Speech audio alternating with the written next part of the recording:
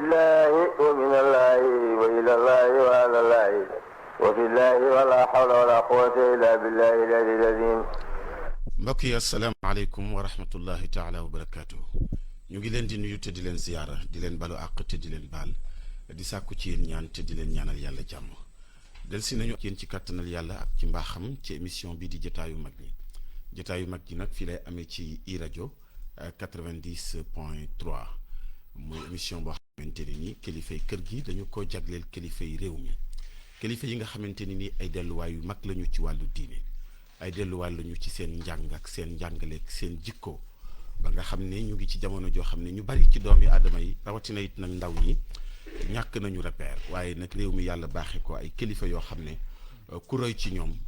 doo juum ndax seen dund lépp dañ ko teg ci dund yonent bi sallallahu alayhi wa sallam ni ñu ko baaxoo defee nag bés bu ne ñu tànn kenn ci mag ñi nga xam ne réew mépp a leen am daal di waxtaanee seen dund tey nag ñëwaat nañu ngi fas yéene ubbi weneen xët wu bees waaye loolu lépp nag ñu ngi koy amal ci jongoru ak taxawaayu kilifteefug suñu Serigne Cheikh Tahir Fall bu Pire fa tabaarakallahu ñu am mbégte bu baax di feggoo ak moom ci liggéey bi Cheikh Tahir ñu ngi lay nuyu di teg it ci sa loxo nuyoo Hira éducation yëpp di la wax asalaamaaleykum wa rahmatullahi taala wa barakaatu. waaleykum salaam wa rahmatullahi taala wa barakaatu Cheikh Ibrahima Sène ñu ngi lay delloo nuyoo di la jaajëfal. jërëjëf Fall. saa su ne duñ tàyyi ci di la jaajëfal ci rafetaayu liggéey bi. alhamdulilah. ak dal gi ak yéene ji. ndax waxtaan mag ñi. daa war a ànd ak yooyu. daa war a ànd ak xam-xam war a ànd ak yéene war a ànd ak dal. est-ce que waxtaane ku baax moom daa war a am da nga war a am tuuti ci mbaax. ndeysaan ndax koo mën wallaay koo mënta àgg fa ñu àggit. est-ce que nga am tuuti ci mbaax. loolu itam seetlu nañ ko ñu ngi la ci sant bu baax di sant bu baax itam suñu gan gu tedd gi. wallaay ñu ngi ñu yóbbante nuyu Oustaz Hady Niass. ndeysaan moom it ñu ngi koy yóbbante nuyoo ak ziar. wallaay ak ziar kër ga yëpp xalifa ba. njaboot gi yëpp bàyyiwuñu kenn. ndeysaan kon loolu rek dalay tegtal ni Kaolack lañ jëm. wallaay kër maam Khalifa Niass. radiyallahu anhu foofu la ñu jëm ngir waxtaane jëmm ju màgg. ndeysaan waxtaane borom xam-xam. waxtaane nitu yàlla. waxtaane koo xam ne ndàmb la ndàmb lu rëy ci ay njariñ. yoo xam ni boo dee littéraire mën ngaa yam ca littérature. tibb ba doyal dellu. ndeysaan foo taxaw loo wax kenn du ko dindi. boo def taalibe bu tarbiya mën nga koo am. boo def fóore mën nga ko caa amee. boo des gor su bëgg lu baax boo ñëwee mën nga ko faa am. macha allah muy ndàmb lu yaatu loo xam ni. ndeysaan ci kàttanu borom subhanahu wa taala yàlla def na ko fa. macha allah jëmm jooju la ñuy waxtaane di ziar njabootam xalifaam ñëpp. ziar particulièrement suñu wëllare suñu soppee. ndeysaan Serigne Hady Niass. macha allah jërëjëf Maolana Cheikh Tahir Oustaz Hady ñu ngi koy nuyu bu baax di ko ziyaara di ko wàccee ci wàccuwaayam di rafetlu it bu baax taxawaayam ci réew mi ak ci daara ji wa tabarakallahu noonu la ñuy ziyaare Cheikh Ahmed Tijani Oumayma mi nga xamante ni mooy xalifa kër ga waaye it nuyu Oustaz Ahmed Khalifa Niass mi nga xamante ni nii macha allah moom it ca magi kër ga la bokk imaamu jàkka ja di it nag arabi ñu ngi koy nuyu Cheikh imaamu arabi day déglu émission bi. di déglu émission man woo na ma fii directement. ndeysaan woo na ma directement di rafetlu émission bi. wallaahi ak ni muy doxee macha allah. moom ku bëgg mag ñi la waaw macha allah te yaatu lool dënn yaatu dënn ndeysaan rafeti xalaat. wallaahi ndeysaan macha allah bu ko defee ñu ngi nuyu njaboot gi yëpp rek du ma fàtte it suñu sang bu tedd bi Papa Bachir wa tabarakallahu moom it day déglu émission bi ñu ngi koy nuyu bu baax a baax a baax di ko ziyaara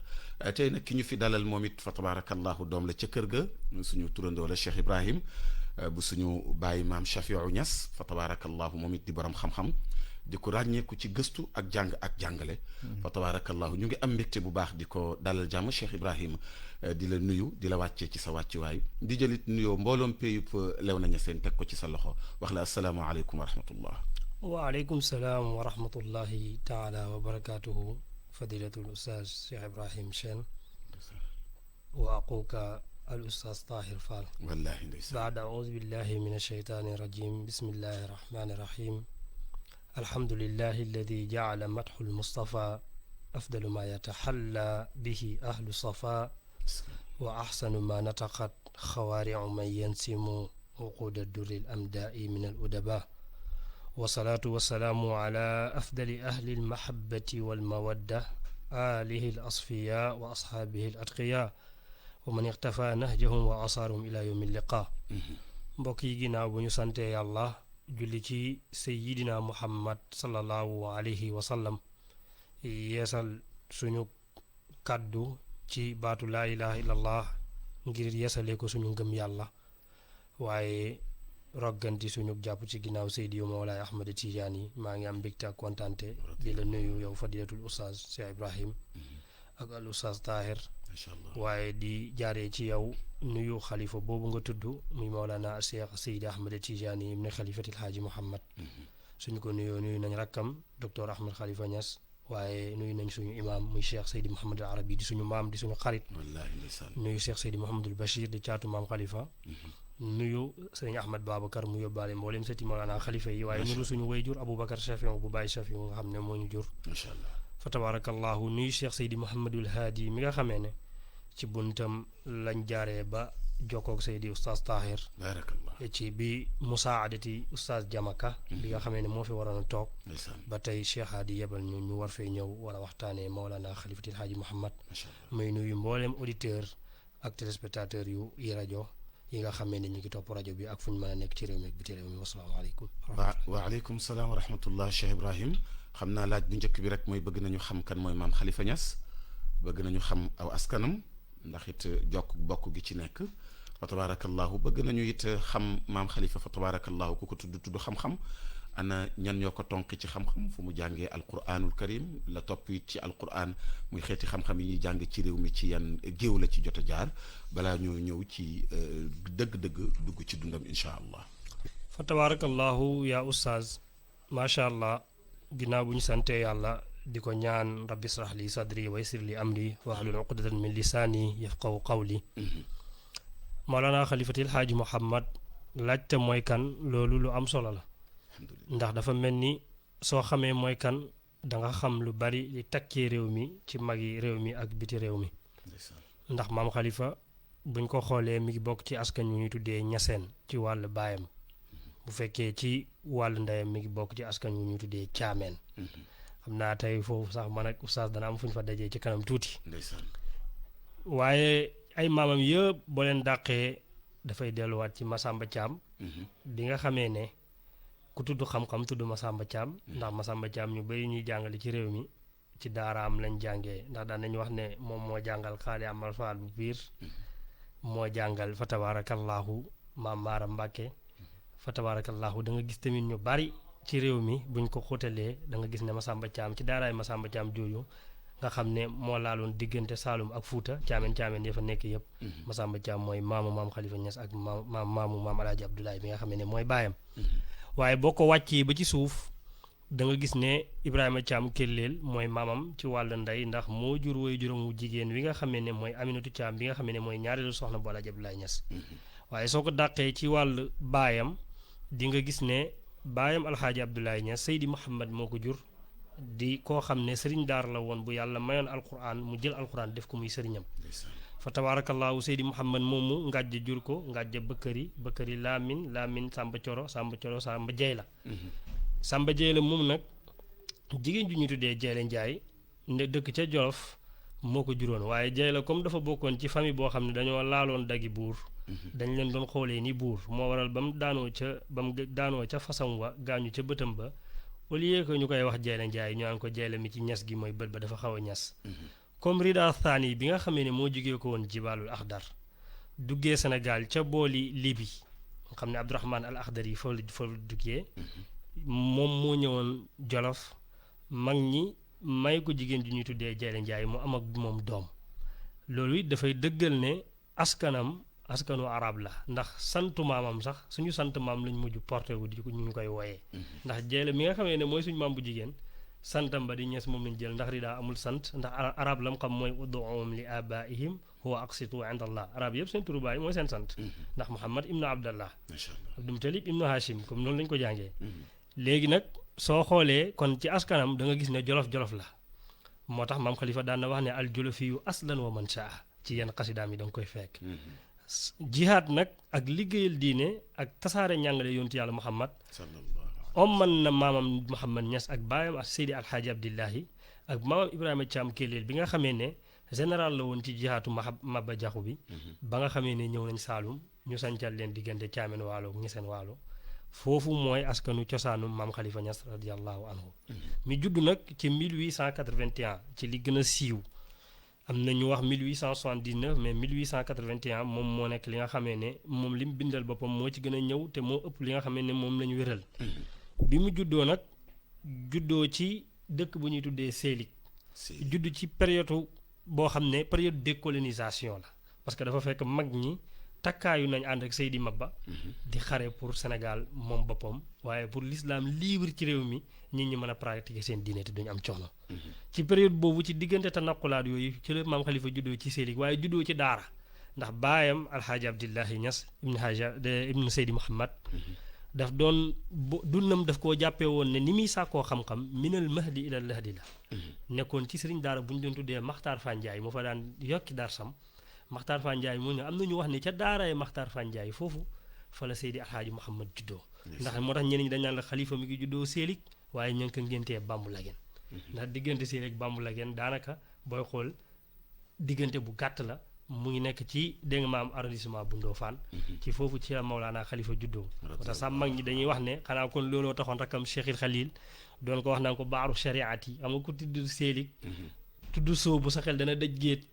waaye ku tudd mbambu yi sa xel dana daj géeju mbambulaan gars yi dañ naan moo tax Cheikh Khalil naan ko baaru shariat yi bal baarul xaqiqati bal duna faj faaji Mawlaana Xalifa nag foofu la juddoo bi mu juddoo dal jàng ci baayam alxaaji Abdullahi Niass comme ni ñu ko xamee usra bi dañoo baaxoo sa wayjur moo lay dalal jàng dalalee la ci àlliwooy barkeelu bi mu dalee jàng ci baayam alxaaji Abdullahi Niass baayam alxaaji Abdullahi Niass nag orienté ko ci orientation boo xam ne te lii may wax nii boo demee ci téere bu tudd Riyaadu Silwaan fii ma ñu tamaxtu min al aayaan boo xam ne Seydi Ahmed Sukayri ji moo ko bind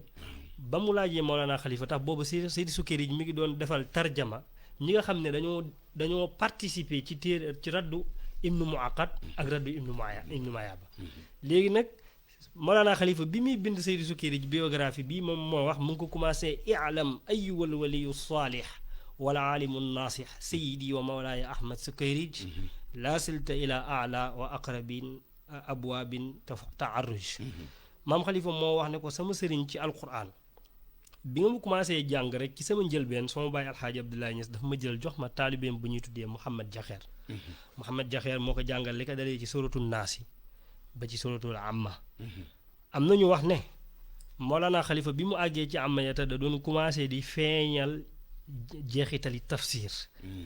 loolu nag buñ ko xoolee nag ci nit ak nit pour mën ko comprendre dana xaw a jafe waaye ñu bàyyi xel ne ñun suñu dund ak suñu dundin ak li ñu tënk bokkut ak li tënkoon ñu ñooñu way njëkk te ku sa bàyyi tafsir alquran 114 fois teel a mën alquran du nekk lu jafe ndax doomu maam laa ji mujj yu demee ni ki Baye Amad Niass ak ñu demee ni ki maam Serigne Mbaye ñoom parce que ginnaaw maam alaaji lañ mottali lu bari ci njàng waaye da nga fekk ne mënoon nañ tafsir te tafsir yi ñu doon nettali ñu ngi koy nettali ci tafsiru maam alaaji yi ndax maam alaaji dafa amoon tafsiru suba ak bu ngoon ak boo xam ne nii bu weer bi la lim daan xëyit bu xëyaan ci tafsir la daan dund ñu ne maam Khalifa bi mu àggee loolu la doon commencé di posé wu question ci xisa yi nekk ci biir amayta bi mu àggee suratul mulki nag la ñu wax ne ca lay wëlbati aliwoo ja di way ay way yooyu bokk na ci teel a ñaan ziyaar jontu yàlla Muhammad wahab lana karaman zaadal yuballiquni diyaara xibbika xabla sheybi wal harami xatta uniqa bi man kaana mahabbatuhu xabla infitaami wa xabla darki lil hulumi fa tabarakallahu loolu yàlla may na ko ci mu teel a ziyaara junantu yàlla Muhammad sallallahu alayhi wa sallam ca makkatal mukarram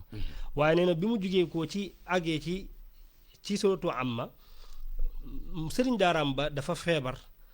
ndax am nañu ne sax xanaa kon moom dafa gis lu ko jommal ndax daan na wax ne xalifa dafa ko doon wax ne ko sama bind tey bii bu subaa bu ci lii topp wax ji du jub ndax lii moo ci mën a topp wax ji jub ndax maam xalifa bu fàttali ko maftu alayhi la ndax moo wax ne keroog bi mu juddoo fii saabii wiladatihi lama jaa rasulillahi sallallahu alayhi wa sallam siyaaratan li walidihi ngir siyaare si waajuram keroog ba mu musaafa ante yonent bi sallallahu alayhi wa sallam nee na keroog ci la dégg yaaram waaye keroog ci la teqalikoog luy gàllankoor doomu aadama ba tere koo jot borom moom la wax ne saafaxtuhu bi yamini fii musaamaratin wa dammani dammatan saxat bi a ilali yonentu teg na ma ci dënnam la ne woon ci dënnam mu wàcceel ma ko waaye ba mu ko defee saxat bi a ilali te al ilal bu koy borom xam-xam yi wax mooy al amraad al batiniya mooy lii gàllankoor nit keroog la ma ko yonentu yàlla Muhammad sallallahu alayhi wa sallam wàcceel waaye it ñu bàyyi xel ne comme yonentu da ko taf ci dënam saxal ko làmmiñam am na riwaaye bu mu waxee sax ci biir waqudul jawhar ne summa haddasa nii après ma discuter ak yonentu bi sallallahu alayhi wa sallam ñoom nag ñoom ñaar ñoo xam ban façon discussion lañ discuter waaye ñu bàyyi dañuy wax ne teel gi ko yonentu bi sallallahu alayhi wa sallam teel a saxal làmmiñam te fekk mi ngi am juróom-ñaari fan ci kaw suuf kooku dafa def benn taasiir boo xam ne amiqa bu xóot la ci biir dund ak mbëggeel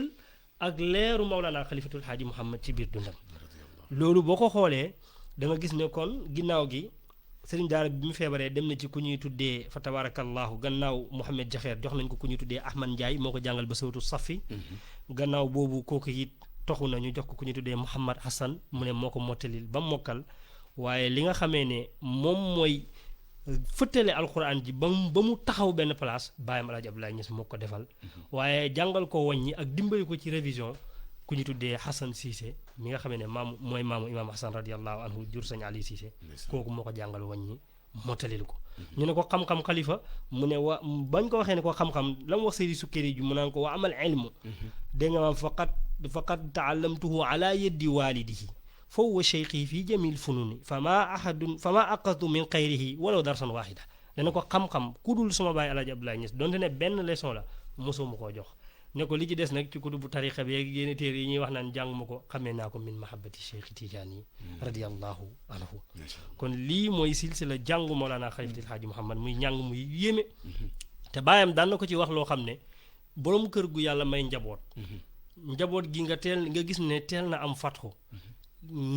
préparer ko noonu ak conscientiser ko noonu dana baax ci sa doom teel a bañ a yëg boppam mooy daka daan wax benn ne ko xalifa man xam naa ne am na lu nekk ci yow waaye demal nga jàng-jàngulu ndax bukki bu jiitoo ci daaj bëy yi duñ jof si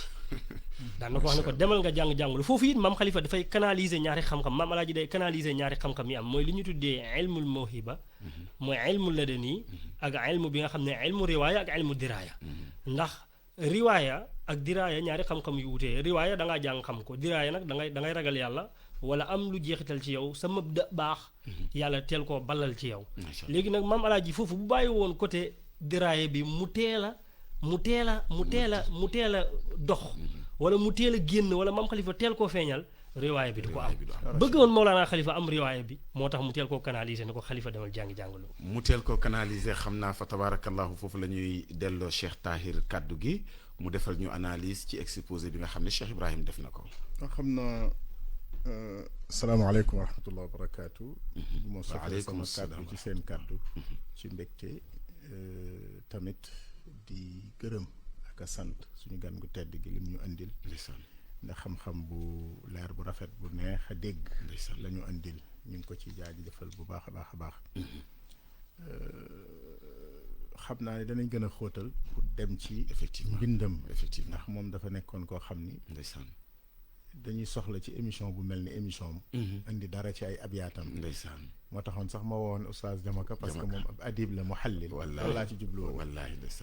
mag ñi dafa jot nag ñu génne seeni liggéey analyser ko jàng ko jariñoo ko macha allah te bañ a doyloo rek mooy diw loolu lu am solo la tomb bi ñu njëkk a teg suñu loxo mooy tomb cosaanam muy Maam Masamba Thiam Maam Masamba Thiam ni mu ko waxee ku xam taarixu islam fi Sénégal xam nga ko dañuy wax ni sax santul Thiam jóge gi mu jóge Cham ñu ni waa Cham moo indi Thiam ji moo indi Thiam yi Maam Masamba Thiam Maam Masamba Thiam moomu cheikhul islam Cheikh Ibrahima Niass di rakk ci maam Khalifa bindoon na Serigne Mbacke Bousso ndax Serigne Mbacke Bousso Mbousso be la bokk waa Fuuta lañu ñoom it ay tukulóor lañ te aalim la laaj ko kan mooy sunu maam ji ñuy wax Maam Masamba Thiam Serigne Mbacke Bousso tontu ko ci lettre boo xam ne jàng nañ ko fii ci plateau bi ak waa kër Maam Masamba Thiam lettre boobee da caa nekk mu xamal ko kan mooy Maam Masamba Thiam ak ay aqraanam ci xam-xam ak ñi mu jàngee tudd na ko ci maam Makhtar Numbe Diop maam Maaram waaye bi muy tudd fa mu jàngee dafa tudd maam Demba Fall du Xaadi Amar Fall Xaadi Amar Fall moo jiitu Maam Masamba Thiam moo ko jiitu ci taarix maam Demba nag taawu Xaadi Amar Fall moo jamononte ak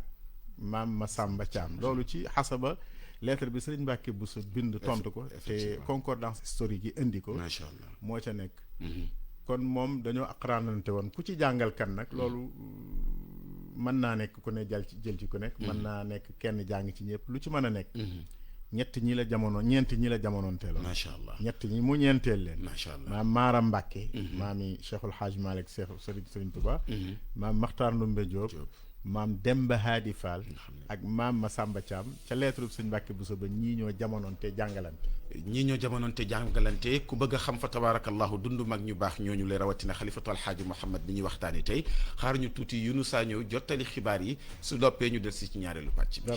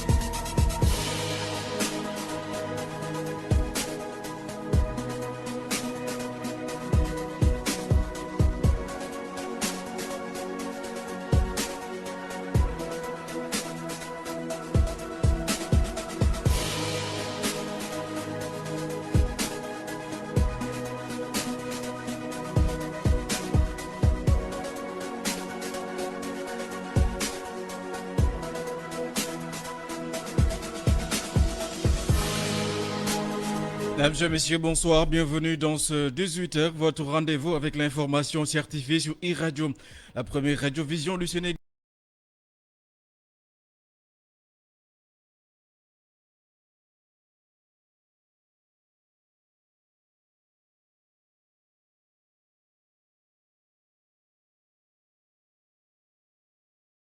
L'annonce d'une stratégie pour maintenir la résilience économique du Sénégal. Affaire à Sokhna, le procès des 4 sages-femmes arrêtées renvoyé jusqu'au 5 mai prochain sur la demande de la partie civile. Les manifestations des blouses blanches, les syndicalistes de santé se sont retrouvés à la capitale du Ndiambour en soutien à leurs collègues. Ils réclament la libération sans condition des sages-femmes. Une semaine macabre sur les routes au Sénégal. Les séries d'accidents mortels à Tataguine récemment au garage Benteñe interpellent transporteurs et conducteurs de moto Jakarta. Un sujet de Mamadou Dieng à suivre dans cette édition. Monsieur Dame, voici le sommaire. Le développement, c'est dans une poignée de secondes. Le journal avec Younoussa Gueye. Est à la mise en onde, mesdames et messieurs. Merci de votre fidélité renouvelée au programme d'e-Radio. Je lance dans le sommaire 4 pêcheurs disparus en haute mer à Joal. Les pêcheurs lancent un appel à l'aide aux autorités. Après des recherches sans résultat, les pêcheurs retournent vers la marine nationale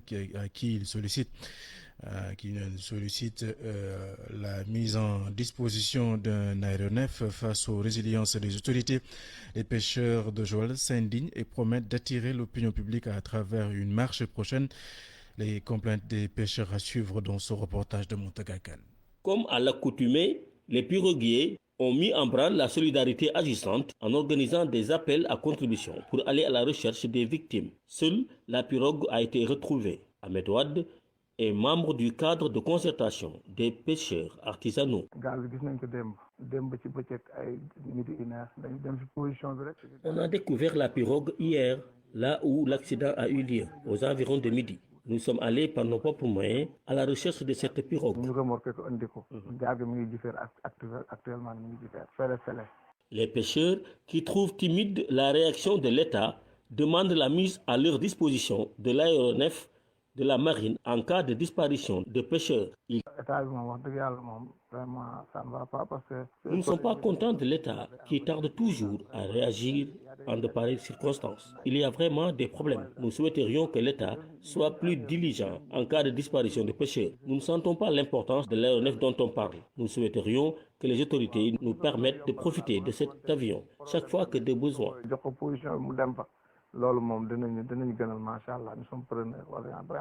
Il déplore la désastreuse incursion des bateaux dans leur zone de pêche. Les bateaux nous rejoignent dans nos zones de pêche, même pas à 3 km de la côte. Ils heurtent nos pirogues, nous tuent et pillent nos produits. C'est anormal. Nous cohabitons avec les bateaux chaque jour. Ce n'est pas normal. Moutaga Kane,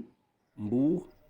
Radio. Le Rwanda, à la conquête du monde déserté au sortir du génocide, le pays des 1000 collines est aujourd'hui devenu le premier centre financier international en Afrique subsaharienne et le deuxième sur le continent derrière l'Afrique du Sud. Une prouesse résultant d'une politique bien réfléchie, adossée principalement sur le tourisme d'affaires avec le slogan Visite Rwanda, qui est un véritable succès planétaire. Le secteur privé sénégalais est invité à investir au Rwanda. Mme Abdougué Kassi a assisté ce matin à une rencontre à l'ambassade du Rwanda sur le thème découvrir le centre financier international de Kigali. Voici son compte rendu. Le développement est bien possible à force d'y croire et de s'en donner les moyens, et le Rwanda en est l'illustration parfaite, soutient son ambassadeur à Dakar, qui justifie le bien fondé du centre financier international de Kigali. En fait, c'est tout l'écosystème qui a été mis en place, la gouvernance du Rwanda, la sécurité du Rwanda et la confiance que le monde porte au Rwanda. Et tout cela fait qu'aujourd'hui, les gens ils se disent, bon, voilà, on peut aller au Rwanda, il y a la sécurité, on protège les investissements, le climat des affaires est le meilleur dans la région, sinon le deuxième en Afrique. Donc tout ça fait que aujourd'hui, le Kigali Financial International Finance Center est tellement attractif et connaît beaucoup de succès. Le Rwanda a supprimé les barrières douanières. Pour investir sur place, un visa n'est pas requis et il est possible de créer son entreprise à distance, même avec une devise étrangère, renchérit son Excellence Jean-Pierre Karabaranga. On met tous les moyens possibles pour faciliter les affaires, mais aussi pour protéger les investissements, assurer aux investisseurs qu'ils sont capables de rapatrier leurs investissements, l'argent qu'ils ont gagné au Rwanda, le plus facilement possible et le plus rapidement possible. Et ça, c'est vérifiable aujourd'hui au Rwanda. Tout ça, c'est possible. Cette année, comme celle écoulée, le pays des 1000 collines a noué beaucoup de partenariats à travers le monde et souhaite travailler avec le Sénégal tout en investissant, tout en invitant ces entrepreneurs à profiter des opportunités qu'il offre. Si les deux chefs d'État ont montré la voie, on ne peut pas rester les bras croisés. Donc il faut tout faire en fait pour rapprocher les deux secteurs privés du Rwanda et du Sénégal, montrer que c'est possible. Le Rwanda, l'une des économies les plus dynamiques en Afrique, en plus de s'adjuger la première place financière dans le sud du Sahara et la deuxième à l'échelle continentale, veut désormais conquérir le monde. Dans sa ligne de mire, le Singapour et le Luxembourg. Mme Abdougué Kassi, merci beaucoup. 18h passées de 8 minutes, la suite du journal. E-Radio, les infos d'ici et d'ailleurs. Il faudra encore attendre pour connaître le verdict de la justice sur l'affaire Astou Sorna. Le procès des 4 sages-femmes arrêtées a été renvoyé jusqu'au 5 mai prochain. Un renvoi sur demande des avocats de la partie civile. La défense plaide d'ailleurs pour une liberté provisoire de leur cliente, toujours dans l'ombre dans cette région.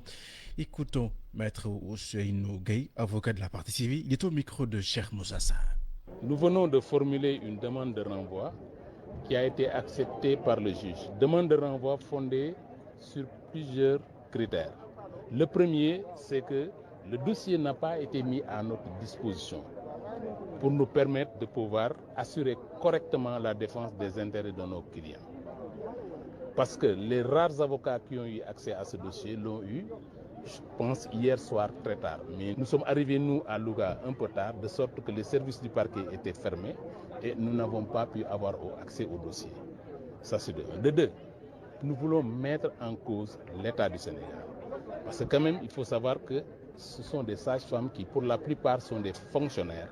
Et c'est l'État qui doit répondre des conséquences financières de toute éventuelle condamnation. Donc nous voulons mettre en cause l'État du Sénégal. C'est également l'un des motifs du renvoi. L'autre motif du renvoi, c'est que tout le monde l'a compris. On l'a dit et redit. Le ministre même a eu à dire qu'il y a eu 3 rapports d'audit. Qui, mieux que le juge qui juge ici cette affaire-là, a droit aux conclusions de ces rapports d'audit. Surtout que le ministre s'est fondé sur ces rapports d'audit pour déjà prendre des sanctions disciplinaires. S'il y a eu des sanctions disciplinaires, on peut en déduire qu'il peut y avoir des sanctions morales, parce qu'au moins la faute de toutes ces personnes-là résulte de ces rapports d'audit. En tout état de cause, il y a à penser que le protocole sanitaire et médical n'a pas été respecté, raison pour laquelle les rapports d'audit, tous faits par des experts en santé, ont été assez concluants aux yeux du ministre pour justifier justement des sanctions disciplinaires. Nous restons toujours à Louga où l'affaire Astou Sorna cristallise toutes les attentions. Les agents de santé ont organisé une mobilisation blanche ce matin pour soutenir leurs collègues interpellés après la mort de Astou Sorna. Les manifestations dénoncent une justice à plusieurs vitesses. Ils exigent également un plateau médical de qualité pour la bonne prise en charge des patients dans les structures sanitaires.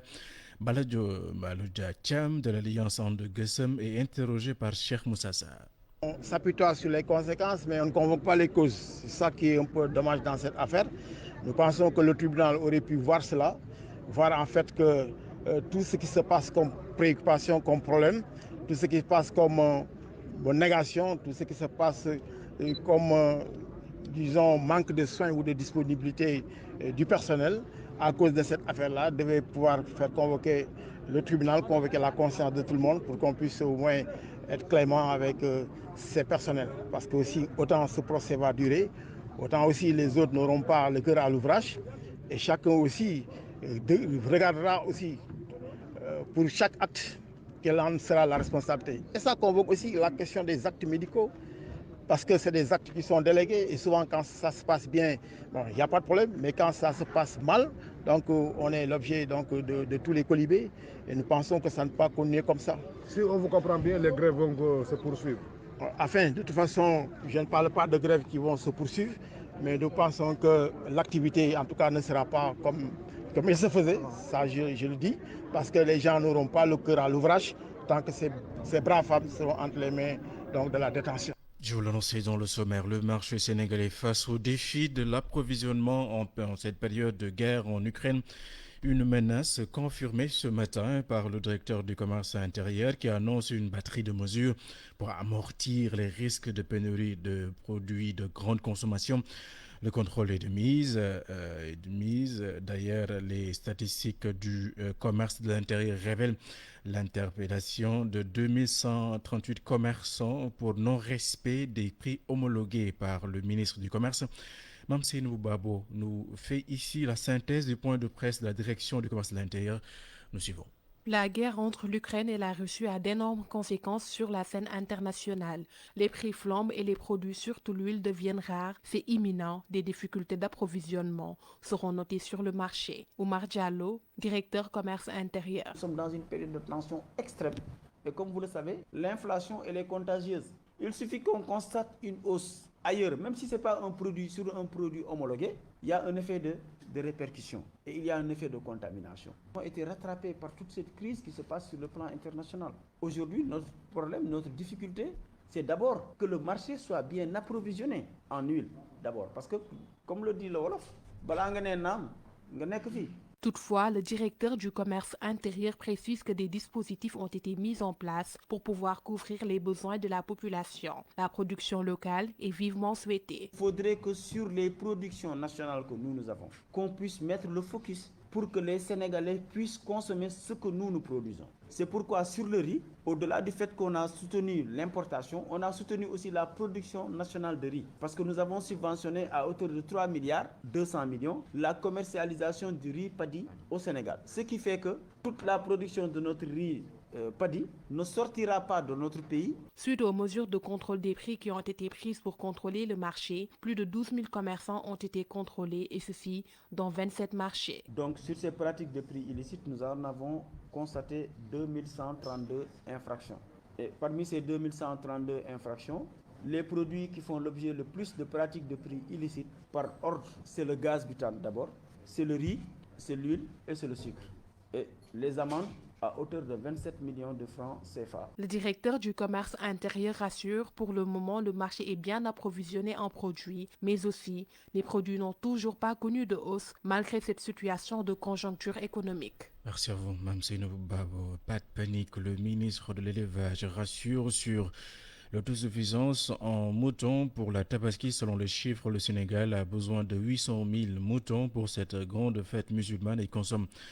300 000 tonnes de viande par an. Une forte demande qui pourrait être impactée par l'embargo du Mali.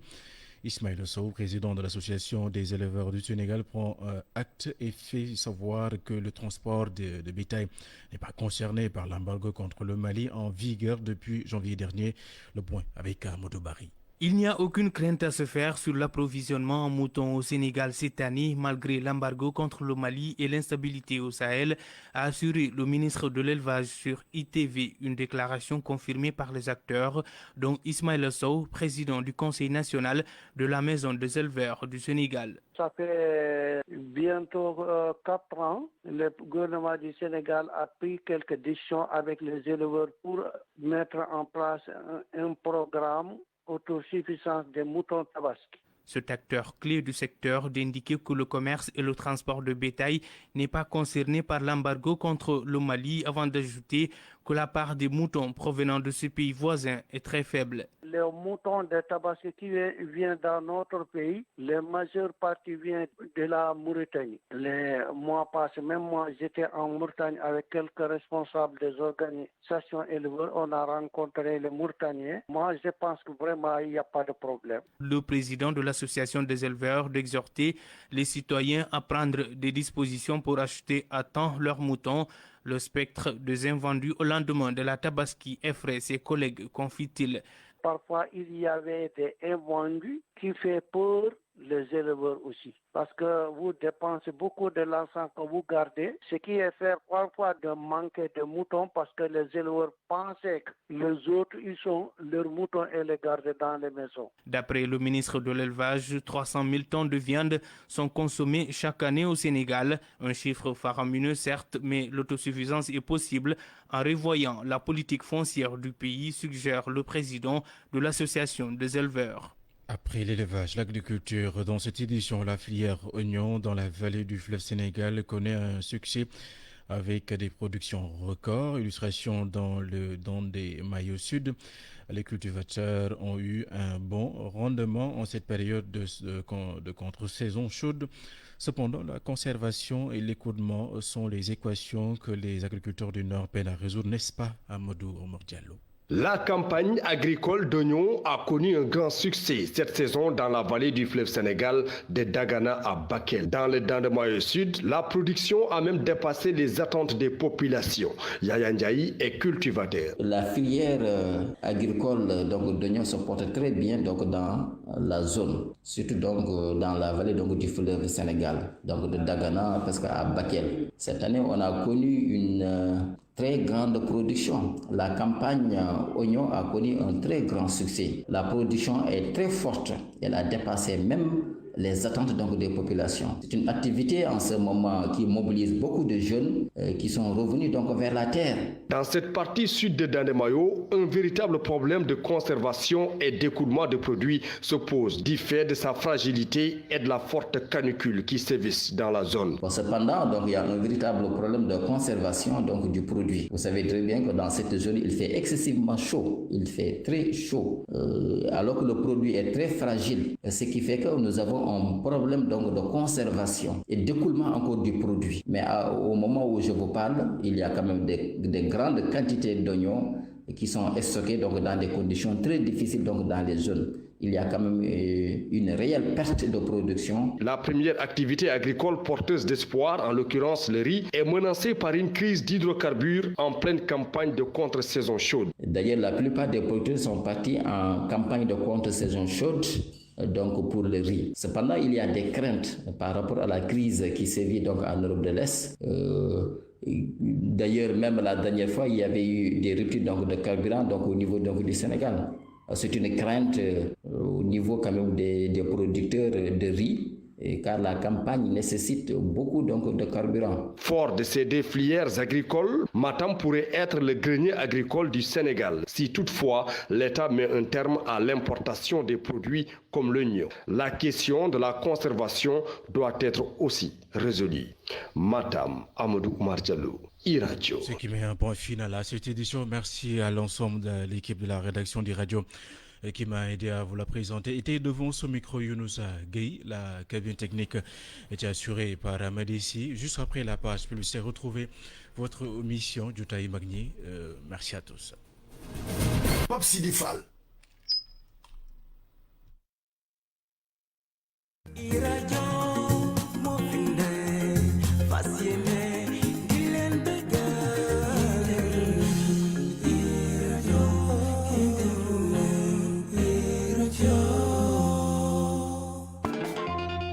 Vous êtes fan de foot et vous voulez assister à la finale de la Champions League à Paris? Eh bien, c'est possible avec votre carte Free Money Mastercard.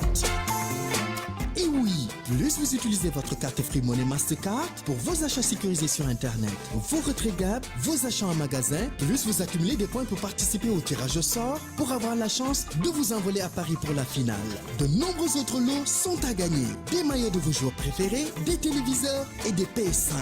Si vous n'avez pas encore votre carte, rendez-vous vite dans nos boutiques ou agences pour vous la procurer ou sur MyFree pour la commander. Avec sa carte Free Money Mastercard, des free si ça calpe.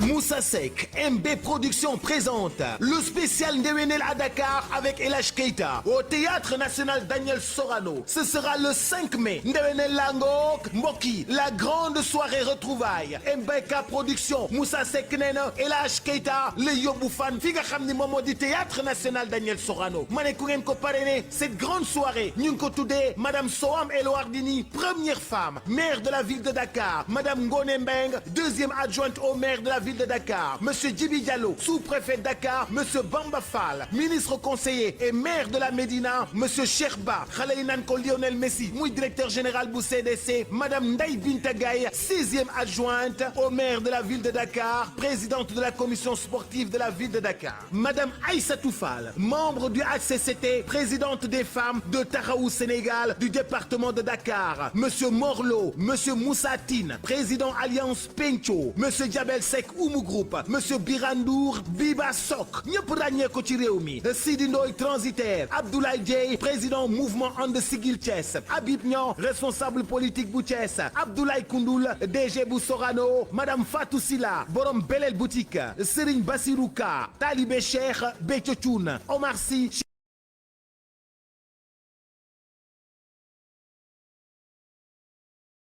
Silla, borom Leila Koutou, Madame Kounandoy Lebou, Baynas le tapissier, Paplay, Borom Office Équipement, Kanji Production, Anita Borom Fass. Événement bangi noonu nag daje bu mag bangi noonu nag El Hadj Keita waa Medina jóg waa Fass jóg waa Colobane jóg waa Dakar Plateau jóg waa Centenaire Gibraltar jóg waa Fanda génn ma ne waa lii mbaa jàmm la buuxante ba mel ni tuleeg male xale yi jigéen yi sañse ba mel ni panaal ma ne El Hadj Keita xew nga ci jamono de mu ne ma le 5 nga koy xam bub si gisagoo dara Théâtre National Daniel Sorano le spécial Ndewenel entrée 5 000 VIP 10 000 réservez vos billets dès maintenant au 77 583 45 87 ou le 77 017 15 75.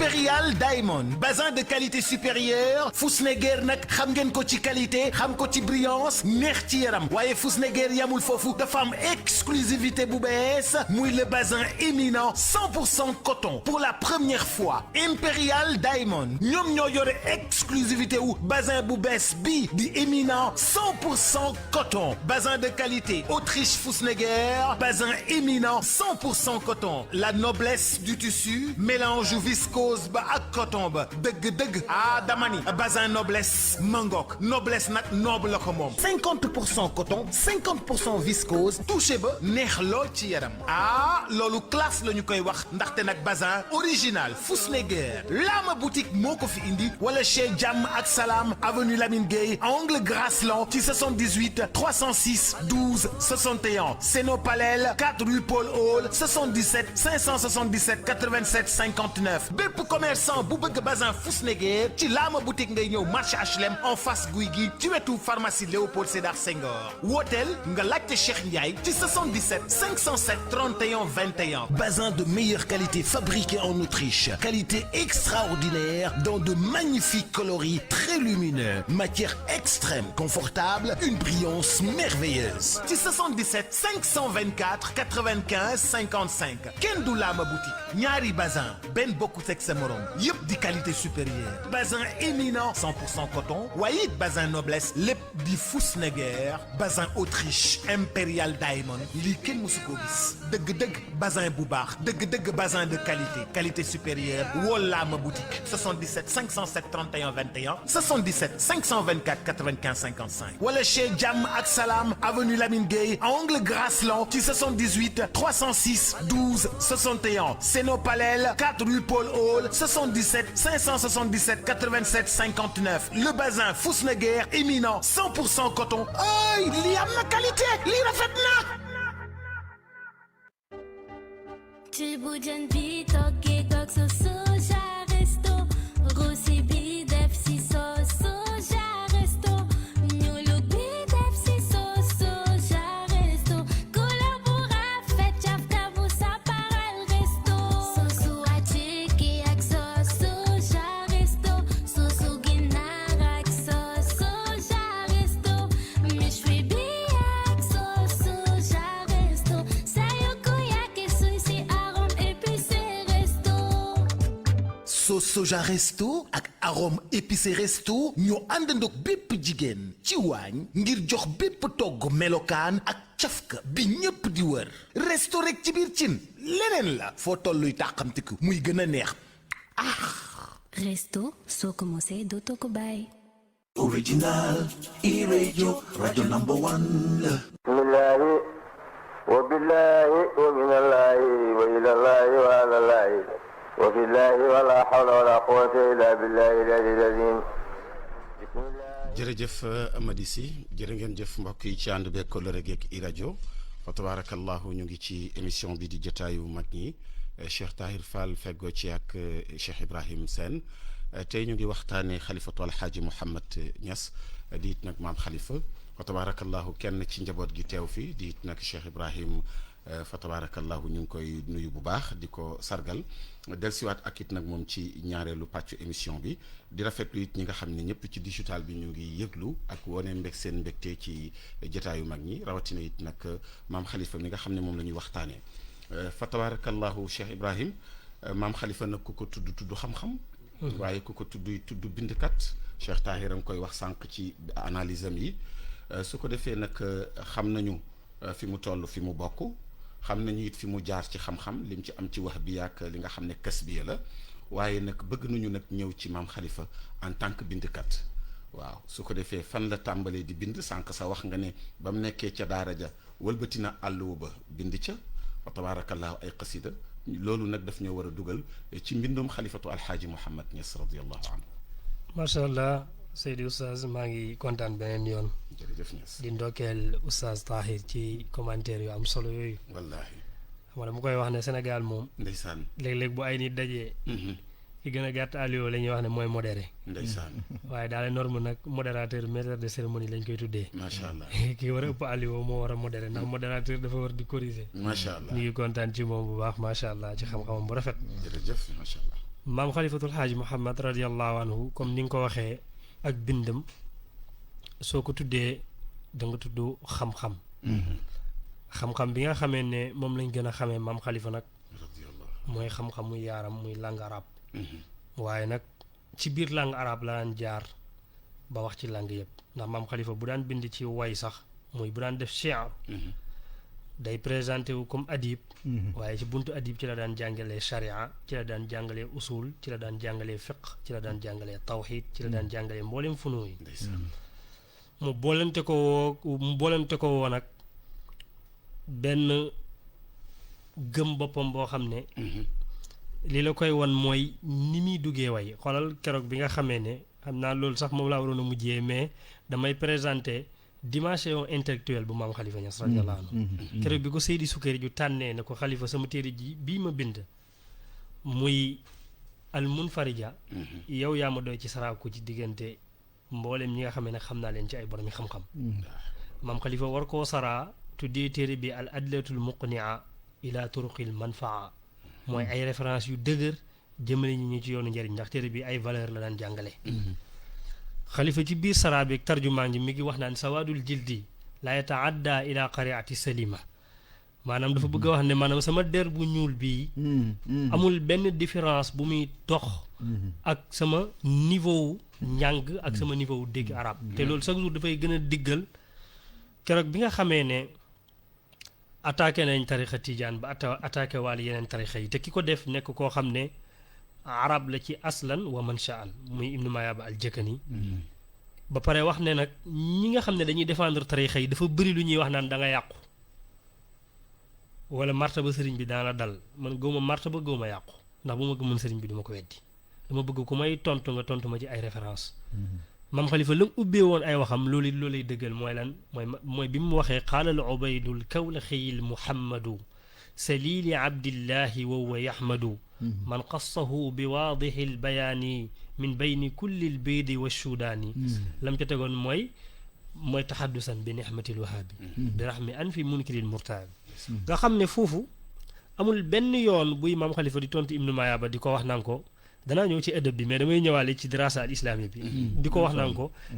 Cheikh Tidiane nee na wala da nga yàqu wala nangam mais maam Khalifa bu ibnu mayaba di nga tee benn point Khalifa daf koy tontu ci 3 points day indi alquran nga xam ne mooy base bi su paree indi hadis nga xam ne mooy firi alquran su paree indi ijma nga xam ne fa la waxi borom xam-xam yi dajee su paree indil ko li nga xamee ni moom lañ tuddee qiyaas moom mu def analyse moom ak itamit bi muy dugg maanaam ni mu lay préparé psychologiquement yow mi mu bëgg nga lire téeram bi naan la urjuusatun xaamat ci baxru rajas la ko defoon muy mustafilun urjuusatun xaamat maqaamal jahfali fi raddil téere bi la tuddee moom la jël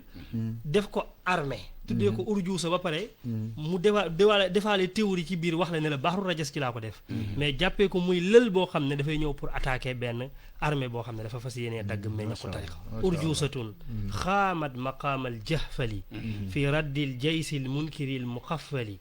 dégg nga ilam nu mayaa ba aqiitunatoy xadirun man xasira fi daarayni bi sababi sibti sayidil kawnayn fekk njëkk loolu sax mu ngi wax naan samaytuhu bil muafatil quta'i ilam nu mayaa ba aqiitunatoy léegi nag foofu boo xoolal xam nga dana wax dafa njëkk a wax ne alqaytu min maquliya nasimi fi sixri minhu bi asal kalimi mu ne yet wi yàlla joxoon yonentu yàlla Moussa keroog bi mu war a jàkkaarloog firawna laanatullahi alayhi mu war a jàkkaarloog firawna ak njabarkatam ya seen sirru bi ñore woon moom laay ñaan yàlla mu defal ma ko ci sama way wi ba su ma paree inu maa yaaba du taxawati di weddi ne alqaytu min maquliya nasimi fi sixri minhu bi asal kalimi allahu akbar ne nag samaytuhu bil murhafatil foofu bala ngaa dem sëriñ bi littérature da koy daane bala ngaa dem dafa am lu jafe te maam Khalifa mi ngi koy def wallaay te mu ajiza la kéemaan la maanaam karaama la ndeysaan karaama gu rëy ndax gis nga tontu ci niveau bi muy tontoo ci xam-xam ci daqaa'iq ya muy tontoo ku liir téere bi urjuza bi alhamdulilah man liir naa ko ba mu jeex ndeysaan ku ko liir masaa'il yi muy indi ak diqa ilmiya suufiya fiqhiya ba muy tontu ak woy wa na mu boolee rafet ak mustawa ilmi loolu bariwut lu muy am ndax woy wu rafet ñaare da daan nekk ci tagg mbaa mu nekk ci wasf mbaa mu nekk ci gërëm wala yu mel noonu waaye ci tontu ilmi boo xam ne nii la ñaare sax lan fay wax fa ñu toll fa nit ñooñe fañ toll lañ fay wax du doon lu ñu mën a woy ñaare du doon lu ñu mën a woy ndax ay masail la yu am diqa yoo xam ni baat yanam toll xam nga woykat dafa jël lugal arabiya di ci tasarruf di jël baat yi di dóor di def jeu de mots loolu mooy woykat mais nag al ilmu ci wenn fànn yi ak xadis ak alxuraan dafa am baat yoo xam ni sujet la maanaam kenn du ko soppi na mel la mel terme ya noonu la demee nga jëfandikoo terme ya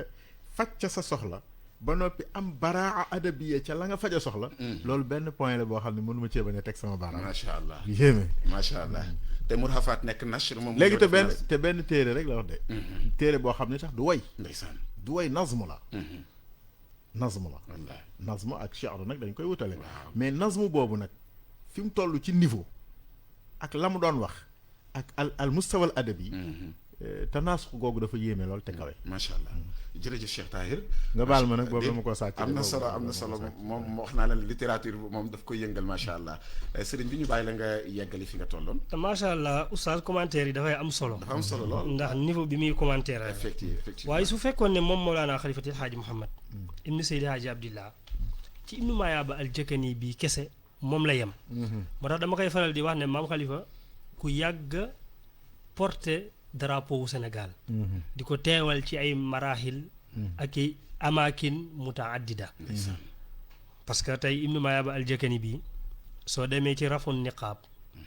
ak yeneen téere yi Seydi Sukayri di leeralee ñu ko tontu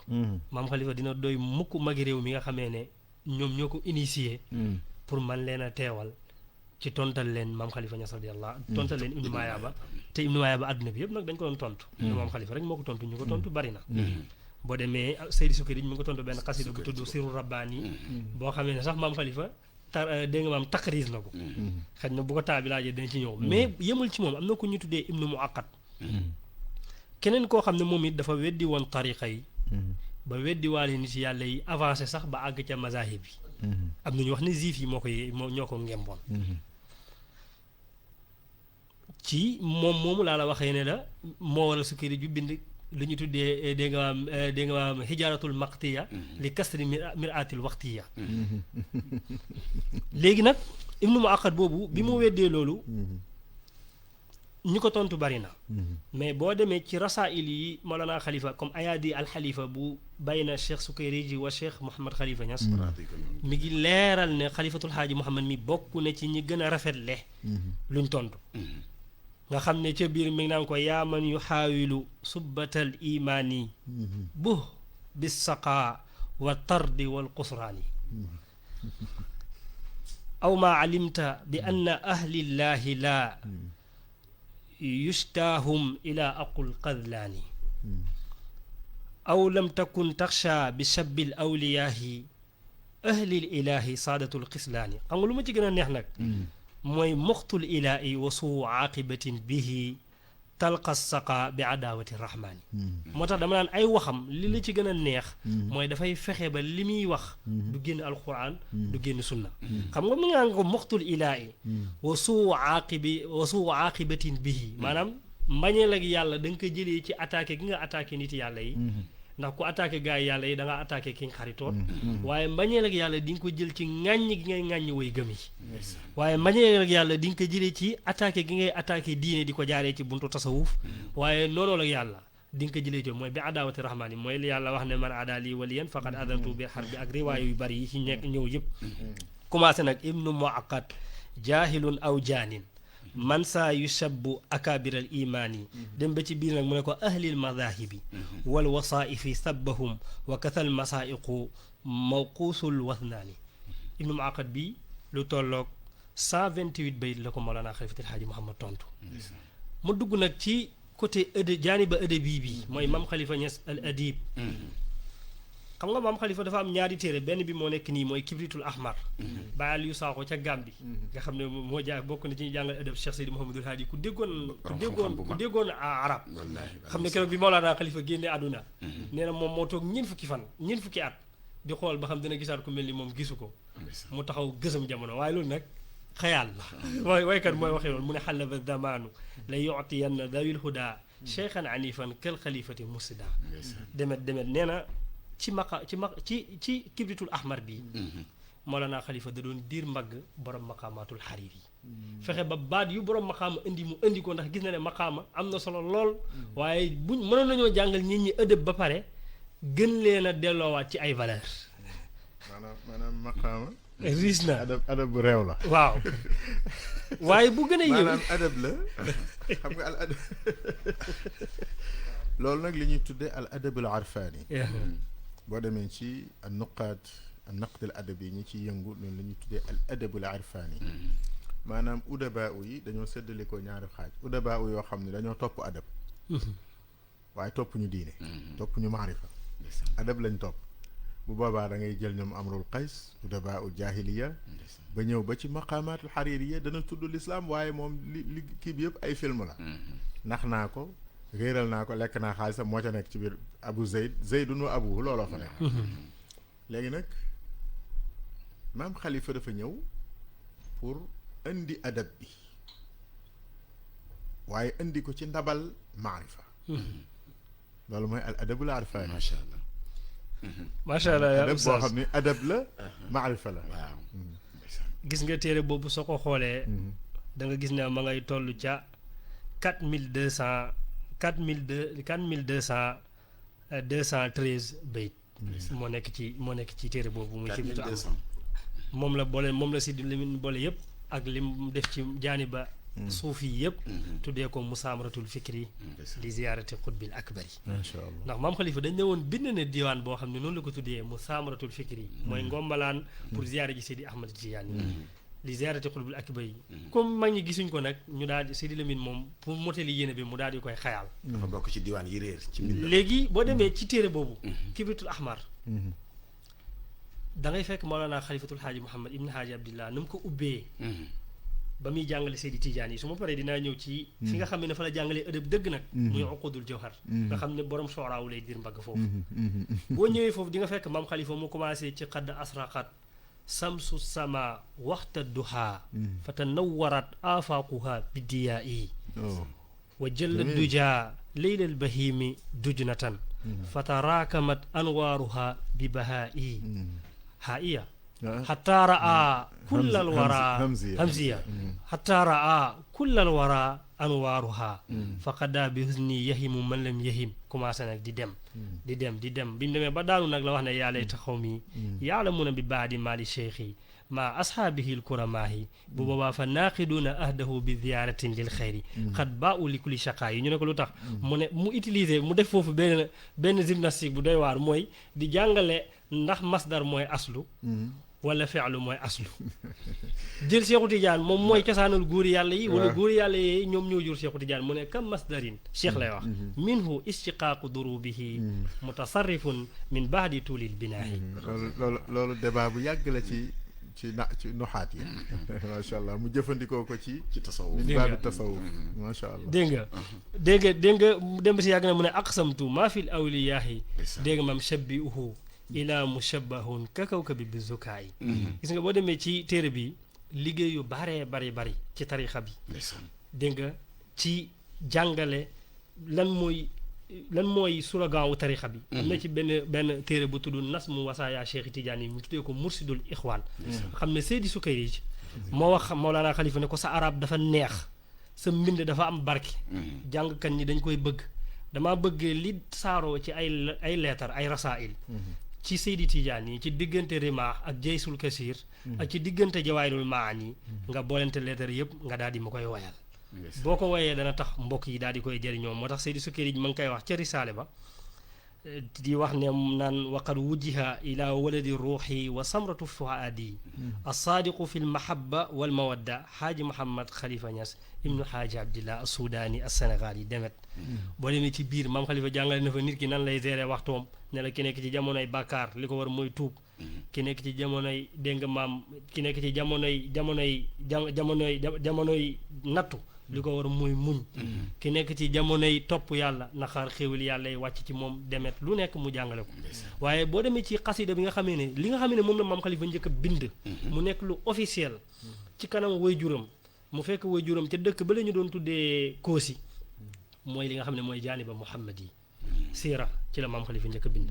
loolu it damay wax ne dafa fekk papaam daan gàmmoo ci Hamziya bu Seydi Bëddi nga xam ne Bëddi fa tabarakallahu gannaaw am na alxaaji Abdoulaye Niass juddu waxam am barke mag ñi doon ko gàmmoo maam Khalifa ñëw gis ne baayam yittewoo na xasida bu ñuy way mu taalif benn xasida ba madla bi mooy jaabat xifaaran bi aadan laa anisa biha poésie imaginaire la utilisé mooy xayaal laa anisa biha salma ilayya wa duni bahru ahwaali baatat tajubu faya fi la dalila laha illa lahi bashtiyaaqin xarruhu saali dégg nga bi mu demee basim yàgg mu ne xaadat ilayya wa bil jar'aa'i manziluna fa hiya jadliya aw jaa'i wa aw jaali kon mu mbëggeelu Salma moo koy animé di pousse mbëggeelam muy tàkk mu dem basim yàgg nag li nga doon wax xam nga dafa am jaahiliya xablal islam ak jaahiliya dégg nga jaahiliyatul ula jaahiliyatul wasat ak yu demee mais ñun loolu aada adabiya la maanaam man nga wax sunna adabiya la boo mën a waxee noonu mais ci génn bi al iftitaaxu bil riyaal summa al inqilaabu summa al istiwa taxallus wal istiwa dégg nga léegi gis nga bi muy génn dafay génn ba pare di jàngalaale taxallus ne xaysu taxallus moom jàpp na ne xësal bi muy xësal ci Salma sax ci tolluwaay bi mu toll ci bëgg yonantu bi kooku bàkkaar la ci moom mu ne xaysu taxallusu min baxri dunubi ilaa barrin bara shawqahu qalbi wa awsaali maa ngi génn ci def bàkkaar ci xalaat jigéen ju mel ni Salma wala may jël sama xol bi di ko jox jigéen su ma génnee nag ma jëm ci ki nga xamee ne bëgg ko ak mbaaxaayam ak sellaayam yetta na cofeel ci sama jëmm ji ba jeexal ko ba pare mel dañ koy laaj xam nga waykat yi ñu bëri léeg-léeg dañuy dem ba déconscient seen conscience day dem ba dootu tranquille mooy li oustaz di wax léegi ne waykat bi léeg-léeg dina topp neexaayu ëdëbam wala neexaayu bindam ba am fu mu ko yóbbu mu ne walastu azkuru rabhan xayra arbu'i wala yahimu bihi fikri wala baali conscience bi yàquwut dara yàquwut waaye nag laakin na xal bi li hubbil Moustapha boobu la génn nag ci xasal abadan xan maa la an hubbi zaati dalli wal xaali loolu mooy nuqtatu taxallus bi dégg nga gis nga bi muy génn rek xasida bi toll na ci lu toll ci 700 et quelques bayt mais gis nga bi muy dem bay jeexal problème yi amoon ci diggante al farqa al islaami yi ci diggante Shia ak Mu'tazila ak ñoom ñëpp ku nekk dala delloo si wàccee la wàccuwaay bi saxaaba bi nga xamee ne moom ngay porté wu am ci dund yonentu yàlla Muhammad ak taxawaay bi mu am ci jullit yi ku ne mu wax lan mooy sa parcours foofu sax la jàngalee Aboubacar naka la jàngalee ni ñuy gérer état bi fi yonentu yàlla Muhammad sallallahu alayhi wa sallam jugee ci la waxee ne Aboubacar li tax ñu jiital ko du dara mooy am njiitu réew dafa war a nekk koo xam ne laata ñu koy jiital sur le plan financier daan na jël alalam di ko def ci réew mi ba nga xamee ne buñ ko joxee li réew mi moom dana ko delloo ci réew mi dégg nga wa anfaqal maala fii mardaati xaalix yi noonu la ko waxoon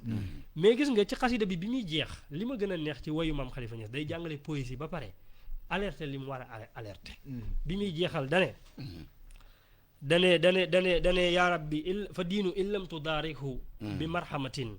dane atat kataibu ahlil kufri muxdaxatan li yutfihu bi alaatin wa abtaari fa diinu in lam tudaarikhu bi marhamatin lam yabqi minhu siwa rasmin wa atlaari nee na force yi bàyyi ko Occident ñëw nañ encercler réew mi indaale seen puissance te su fekkee ne yàlla taxawul diine dana dem ba mujj nekk loo xam ne lu dul luñ doon wax rek naan fii ay place diine la woon ay imaama fi nekkoon pour ma tëj côté poésie bi nag li ma gën a neex mooy fi maam Khalifa corrigé ñoom Antara jàng na ko Antara ibn Shaddad ñoom ci liñ doon jàngalee way boo xam ne ci passion ak désir rek lay nekk xam nga imru xaysi da nga ko fekk mu naan xifaanab kii dégg nga am bi zikril habibi wa manzilin bi sixti liwaa bayna daquli fa xawmali fa tuudia fa li miqraatu lam yaxu rasmaha lima nasajalha min junubin wasam ali boo demee ci benn xasida bu tudd tax ni atu rabia bokk na ci ñeenti xasida yi ñu sharaa ci uqudul jawhar nga xam ne uqudul jawhar mi ngi tolloog 5295 bayt muy beneen diwaan boo xam ne moo ëpp bi Mawlana Khalifa def ko ci dund yonentu yàlla Muhammad sallallahu alayhi wa sallam mu tuddee ko uqudul jawhar fii madaa'ihi xaatimatu durar moo nekkoon yax ba ci tuuti saraa bokkee saraa bañ ko saraay muy uqudul jawhar xaatimatu durar jaaru wurus ci tagg yonentu yàlla Muhammad bañ ko commentaire mu tuddee ko uqudul jawhar fi madhi saydi banil basar léegi nag boo demee foofu nga xam ne man ka déparé woon ci jël yonentu yàlla Muhammad sallallahu alayhi wa sallam ak ni mu ko bëggee mel ni ku ko jaarale ci ay niir mel ni moom dafa toog buntu këram rek am benn melax bu ne rey romb ko rek animé ko melax bi defaale allusion niir wi nekk ci kaw asamaan si war a tawi ji madinatul munawwara te bëgg yonentu yàlla Muhammad sallallahu alayhi wa sallam lay jàngale boobu mu ngi ko commencé woon asaaral hawa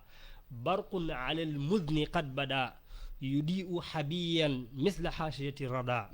fa bittu raqiban niir walay wax ne moom laa fanaan di ko fuglu fa bittu raqiban li diyaay ashimuhu maa ngi koy xool rek ba xam madina la jëm wala fan la jëm fa lillahi maa qad haaja min laa'ijil hawa yudiu ala al muzni thiqaalun tashuquha ruudun ila al awtaani taxtasiqul fala topp niir wa dem ba si mu yàgg mu poñe niir bi ne ko ayaa barqu arrij naxwa saakini taybata wa jud bi rubaha maa taxtaha wa maa tasha waa ji nekkoon fii madinatul munawara nga xam ne musul nay ci tawal leen musul nay ci sotti leen xéewal yow niir wi doxal ba foofa boo demee nga sotti fa xéewal muy madinatul munawara léegi nag mu jàkkaarloo ak asu jaaritul ula ak axira ak asul hadis ñoom ñëpp ne leen dama leen a bëgg a wax ne leen da anka zikral hawa wal lahwi wal qadali ndax wa maa li mayyata min rasmin wa min talali bàyyi leen jigéen yi ngeen tàgg ak yoon da anka maa xad kunta taalifahu ashra shabibati fi ayaamika al awali ndax ni asir qasidan ila ardil hijaasi wa biha saara jibrilu afdalu rusuli wasalaamu aleykum wa rahmatullahi macha allah Cheikh Tahir waa xanaa neex rek nag vraiment li ñuy indi moom xam nga maa ngi ko koy wax léegi ci pause bi ne ko jëmm ju ne dafa am lu ñuy jàng ci moom effectivement jëmm ju ne am lu ñuy jàng maanaam mag ñi daje nañ ci bëgg yàlla ndeysaan daje ci alxuraan daje ci fiq daje ci nitu yàlla tasawuf yooyu dañ caa daje waaye gannaaw bañ ca dajee ku ci ne daa am nag yoo xam ni yëfi boppama waaw moom bokk na ci ay yëfi boppam al adab ndeysaan ba ma ko koy wax booba tàmbaleegut waaye booba dafa fekk al marhum Seydi Lamine Niass ba ma sa dajeeg moom mu may ma ay téere ma ciy liirantu waaw moom ndeysaan loolu nag tax ma découvrir al adib ndeysaan découverte boobu moom laa bëggoon mu sotti ci tuuti macha allah moo taxoon ma doon ko gësam waaye andi na ko bu rafet macha allah alhamdulilah andi na ko ci dimension yii mooy koo xam ni mutamakkin bi lugal arabiya dafa jekku lugal arabiya lu mu ci bëgg a wax ko ci ndeysaan waaye koo xam ni tam muttasil bi rakbil udaba al qudama wal muasirin koo xam ni nii bu fekkente ni woon adab dafa nekk benn qaafila ña ko doon doxal démb ñoom xam ñi fi wax ni Antarat ibnu Shaddad ibnul Qays Zuhair ibnu Abi Salma ñooñu nga xam ni ñoo nekkoon di géeju al adab démb bañ daan jël seeni way di ko bind ci bi maa i zahab di ko wékk ci kaaba gi ba tax ñu tuddee ko muallaqaat moom mi ngi dem di defanteeg ñoom mu saajala dundut ak ñoom waaye di corriger di tuubal seeni wax bi maana seeni wax la mu làmboo ci adab làmboo ko ci lugal arabiya làmboo ko ci neex moom andi na ko ci façon boo xam ni la ñuy daw ca ñoom ci seeni wax macha allah nekku ca macha allah mooy tuubal na ko waaye al adabul muasir nga xam ni boo déggee ni muy waxee di nga xam ni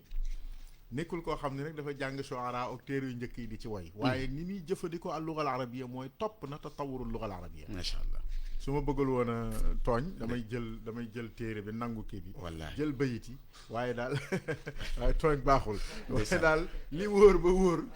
li wóor ba wóor ndeysaan mooy Sénégal daal dëgg-dëgg yàlla may nañu. macha allah te gis nga résumé bi nga def nii moom ci boppam sax daf ko waxal boppam. dafa wax ne moom dafa am xusuusiya ci waadixul bayaan. waaw man xassahu bi waadixil bayaani min bayni kulli biidin wa suudaani. loolu moo résumé yow fa tabaarakallaahu li ko wax. nga xam ne époque yëpp mën na jëflante ak ñoom fa tabaarakallaahu. ak xeet yëpp. ak xeet yëpp ak décomplexé. parce que jamono jooju nag parce que jamono ji léegi dafa neex nga gis ay ustaas yi nit yu ñuul am ay doctorat dem ci naar yi di leen jommal di tiitaroo ko def yëpp loolu xew na léegi. mais jamono moom. wallaahi nit ku ñuul daawul wax ci kanamu arab. fi ak sukkari fi mu waxumaa ñu dem ba ñoom waxumaa ñu dem ba wóolu la ba la ñuy def yow lañ koy def loo. wallaahi loolu itam beneen mbir la. macha allah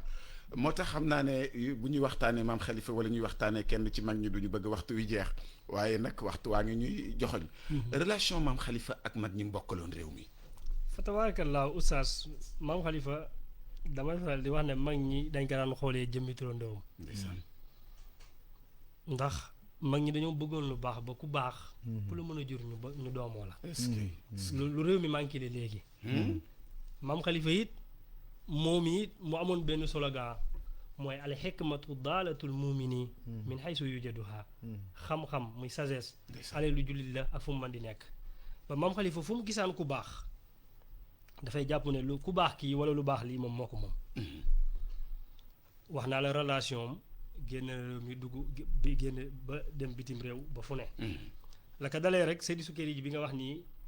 def na fatwa ci ifaadatu ahlil ars ne gerte duñ ci génnee asaka ndax bokkul ci li nga xamee ne moom lañu mën a jenc. Mawlana Khalifa al asnaaful arbaa dégg nga bokkul ci asnaaful arbaa ci mazhab Maalik. Mawlana Khalifa defal ko fatwa yónnee ko gannaaw bu mu liiree téere bi. te fekk bind na ko ne ko dañ koy génnee ci diw gi. ba Seydi Sukkari boo demee ci téere bi taajuru us bi tafasuhi fi nawaa i suusi keroog Seydi Sukkari ma ngay wax naan. wala yawmu arjon li sawaabi fa saytuhu fiiha zakatu wa zaka an ixaani. dem ba si yàgg nag mu ne wa bi misli hada al qawlu qaala muhibuna ñas. muhammadun maa qawmin min al bidaani. léegi boo demee ci relation am bi ci jiitu mooy Cheikh Omar Foutiyou. xam nga El Hadj Abdoulaye Niass dafa bëggoon Cheikh Omar ba boo ko tuddee rek mu jug taxaw ne baxlu lii Omarul Fouti yi sama dof bi Omarul Fouti yi ndax moom Corno Mody Diallo bi nga xamee ne moo ko jox. mi ngi jëlee ci Seydi Aboubacar kooku jëlee ci Cheikh Omar. moo tax moom laa ji da daan màggalee Cheikh Omar noonu bu tuddee woon ko doom muy Cheikhul Khalil. ñu koon wooyee Cheikhul Khalil ndax dafa déggoon Khalil mu naan wax ana Cheikhu kulli fununin maa ngi ziyaare wàllu njabootam ci Kaolack. boo demee ci ku demee ni ki Cheikh Omar Fouti maam Khalifa def na ci moom xasida boo xam ne Seydi Sukkari bi mu ko yëree daf ko rafaatal ci rafoon niqaab ngir rafetaayu xasida bi ak ni mu taggee Cheikh Omar. boo demee ci Seydi Sukkari da nga ko fekk muy wax naan waqad athartu ala qasidatin latifatin min inshaai waladil abaril muqaddamil arshadi xalifatil haaji Muhammad dégg nga maam xalifatu walidihi fil irsaadi wal wiraasa. boo demee ci xasida bi maam Khalifa dana ne ninnal marama bi matxi cheikhina omara xalifatu cheikhi man li diini dégg nga maam man li diini xat-xadaa baaru shariati bal baarul xaqiqati man li diini xat amara ki nga xam ne moo dundal diine baaru shariati bal baarul xaqiqati bal min nuuri yi amma fil ardi washtahara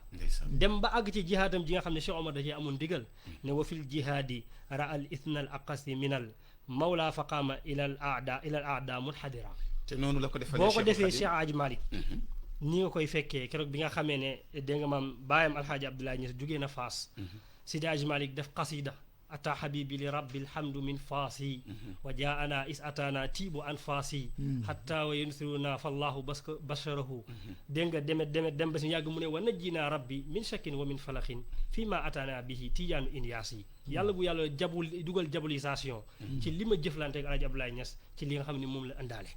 te loolu Seydi Sukkari leeral na ko ci taaju ruus xam naa dañ mos a ñaan jotaay pour waxtaan ci bi nga xam ne Seydi Hadji Malick def na xasida maam Alaaji da doon bañ ëllëg su wax amee wax du mën a tegu maam laa ji ne maam Khalifa tontu ko ci xasida maam Khalifa daal di tontu ko moom it ne ninnal maraama dég maam wax ne yu'ti wayam daxu man qad jaa min faasi alhaaji maaliku mun ji naasi bil baasi boo demee ci beneen yoon da nga fekk taalibe bu réeroon mu jëli ko ndar Sidi Haaji Maalik ne ko maa koy wëri maa yebal dongo yi ñu wëri ko bi dongo bi ñëwee mu ne ko ninnal maraama dégg nga bi mat de ninnal maraama wa ninnal qaasiyal haaji min yumni nayli liqaa'i sayyidiyal haaji dégg nga boo demee ci Cheikh Amadou Bamba Khadim Rasoul di nga ko fekk ñoom ñaar defante nañ xasida maam Khalifa bind na xasida dégg nga ma wala masidaaji ma Cheikh Amadou Bamba tontu ko ci xita muy ñetti baat Cheikh Amadou Bamba mooy aska salaamin ka taxmi shuhdi bi raaxi yanuubu ana wisaala raaxi bi raaxi ne na ko gisuma la ba man laa jox loxo bi ma lay bind xasida bi waaye xasida bi dana wuutu sama loxo yi ma la war a jox aska salaamin kariyil miski nafatuhu mu attiran bi cheikhi fawaaxi téere ba mu joxoon maam alaaji moo waral mu bind ko xasida bi mu ne ko téere bi nga jox sama bàyyi muy tafsirul jalalaani te muy lu raar ci période bi moom day présenté yaay kan huwal jalalaani tafsirun li man sibikum misbaahu ilmin ka dawxi subhi lamaahi Mawlana Xaaji Ibrahim bu maam Khalifa moo wax ne maam Khalifa moo leen wan ne leen si Amadou Bamba bi mu liiree xasida bi moo wax lii ne ilal xaaji najlil xaaji dil ilmi wal faxri wa dil majdi wal ixsaani wa shaar muhammadul mahruufi bil juudi wan nada maa misluhu l fidyaanu fi nasmi wan nasri kële aska salaamin la waxoon utiliser afdal tafdil kii utiliser nakira ne salaamun ka xarfil miski ala nafatuhu kama qad ata tiflan ala kulli di qadar Cheikh Ibrahima looy tàggoo li may tàggoo mooy bég ndeysaan kontaan Facebook bi moom mu ngi toj wallaahi mu ne ko li may tàggoo suñu xarit Cheikh Omar mu ngi yëngatu rek Cheikh Omar Niass ca lew na ñu ngi koy ziar bu baax li may tàggoo mooy bég kontaan macha allah Seydou Omar nga xam ne démb rek ndeysaan mbokki taalibe yi ñu ngi ko doon xaar for mu am ngànt ndeysaan damay wax ne tey i rajo fay na mar moo xam ne ci taalibe Mawlana Khalifa yi xamu ko waaye daal ñu ngi leen di ñaanal la maam Khalifa waxoon ne wax di bi kulli man tamasaka min nii bi iqaayin aw xidmatin aw nasibi yàlla leen yàlla dugal ci buntu xidma dugal leen ci buntu nasib di leen andi nuyoo Cheikh Mamadou Hadi mi nga xam ne moo ñu fi yebal waxoon naa la oustaz Mouhamed Diamaga moo waroon ñëw di gërëm Mouhamed Sow bi ñu ànd di gërëm mboole mbokki taalibe yi di rafetlu nag oustaz ci ni muy animé débat bi ndax ku leen xool yéen ñaar ñi day sawar def ak yéen émission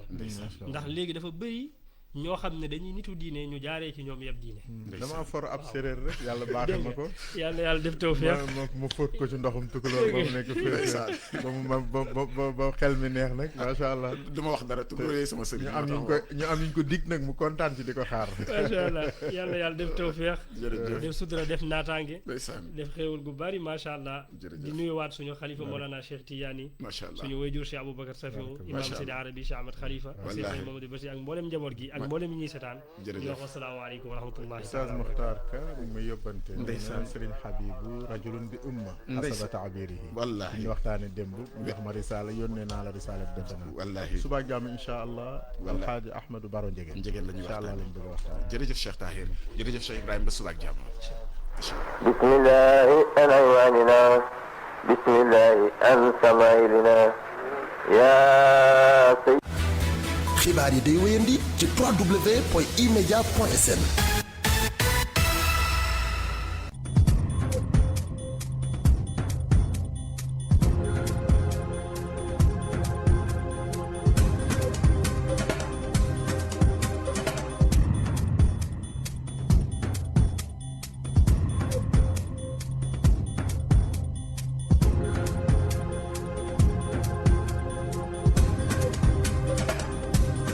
juróom-ñaari waxtu ci rajo xibaar yi ci gàttal yan dembatin ci kàddu gi Amadou Si ci xarale gi asalaamaaleykum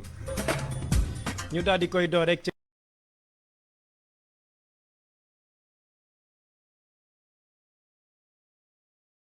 daal dañu daal dajale ay koppar ndax mën a fexe ba daal di gis gaal googee ñu ngay sàkku ca kilifa yi ñu indi leen jàpp ndar rek ndax ñu mën a rek gis néew yooyu dañ ci ànd ak Muntaga Kan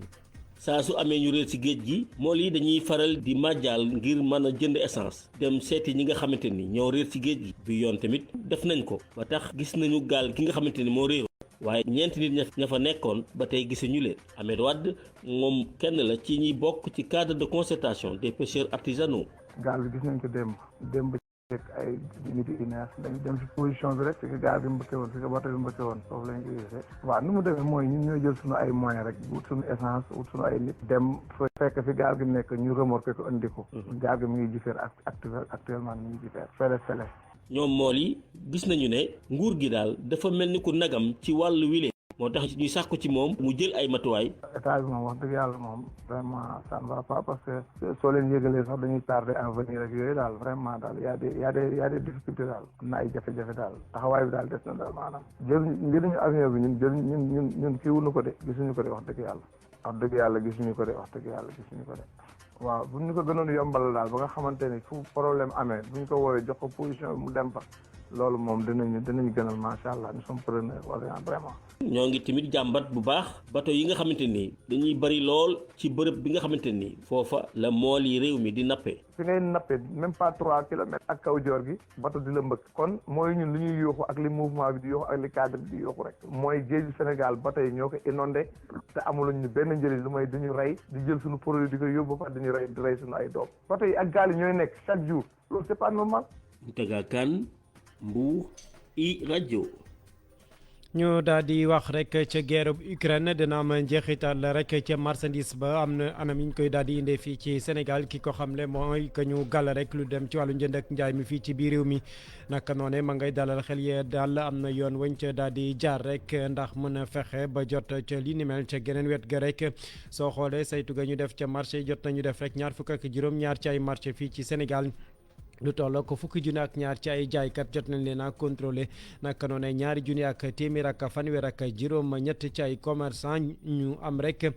ay na ñu daal di leen teg loxo ci nag kër sudul noone ci ñàkk sàmmonte ci njëg yi ñu ànd ceeg Mame Seynabou Babou. guerre bi nga xamante ne am na ci bitim réew ci diggante Ukraine ak Russie tàmbali na indi ay jafe-jafe ci bitim réew njëkk yaa ngi yokk ba am na ay produits yoo xamante ne sax daanaka gisatuñu ko bu ñu defulee nànk mën nañu indil ay jafe-jafe loolee le directeur bu commerce intérieur di xamle Omar Diallo. dëwlin bi ñun ñi ngi dem fi ñu koy jëndee Indonésie Malaisie ñooñu noonu tey ñoom ñoo nekk ci situation pénurie xam nga xel mënul jàpp ni ki nga xam ne ni moom mooy produire li gën a ëpp ci monde bi di ko jaay fépp ci monde bi ñu ne la tey ñooñu dañ ko manqué le parce que ñoom danoo jël lépp seen producteurs yi danoo ko jël lépp di ko jaay fàtte ni seen marché local bi dañ ko war a sécuriser ba ñoom ñu jàpp ni léegi ñoom seen dëwlin dootul génn. waaye nag moo ngi dalal xel yi te di xamle ni am na ay dispositifs yoo xamante ne ñoo ngi koy teg ngir mën a fexe ba marché bi mën a am ay produits. di wax ni def nañu dispositif boo xam ne ni dafay encourager suñu approvisionnement ñu mën ko am ci bitim réew. mais teg nañu beneen dispositif boo xam ne ni aussi li nga xam ne ni moom la ñuy bayee ci réew mi ñu mën ko jëfandikoo parce que am nañu une offre locale de substitution bu mën a remplacer li ñuy importer ci ceeb bi surtout. fan yu wees am ay prix yoo xamante ne dañ ko jëloon homologué ko ci wàllum application bi nag moom moo ngi xamle ni ñaar fukk ak juróom-ñaari marché yoo xamante ne dem nañ seeti leen saytu nañ tamit lu ëpp 12000 commerçants te am na ñenn ñoo xamante ne jàpp nañ leen ci. application prix yi ci ñaari weer yi nga xam ne moom lañ def ci département région de Dakar def nañu lu ñuy wax ci. ñaar fukk ak juróom-ñaari marché 27 marché contrôlé nañ leen contrôlé nañ lu toll ni 12000 commerçants ci loolu noonu jàpp nañ ci 2138 commerçants yoo xam ne ni respecté wuñu prix yi ñàkk respect prix boobu moo waral ñu defal leen ay amende toll ci 27 millions. guerre bi am ci diggante Ukraine ak Russie tàmbali di indi ay jafe-jafe waaye nag ñoom ñii le ñoo ngi dalal xel yi te di xam le ni dinañ def lépp lu ñu mën ba fiile duñ ko ressentir fi mu toll nii nag lu jëm ci wàllum prix yi yokkagul waaye tamit yenn produits yi ñàkkagul ci marché bi fii ci Sénégal. mu nekkoon Mame Seynabou Babou mbokk yi jërë ngeen jëf li moo fi rusoon ci xibaar ci gàttal incha allah 20h yeneen xibaar ci gàttal ci kàllaamay français lay doon laata loolu ñu bàyyi ngeen waa ak programme iRadio mu nekkoon Yane Demba Tine ci kàddu gi Amady si nekkoon ci xarala léegi dinañ ci fi dellusiwaat ci kàttanal sunu borom 21h yaatal xibaar yi ci kàllaamay wolof. xibaar yi day wéyandi ci www.emedia.sn. Publicité sur iRadio.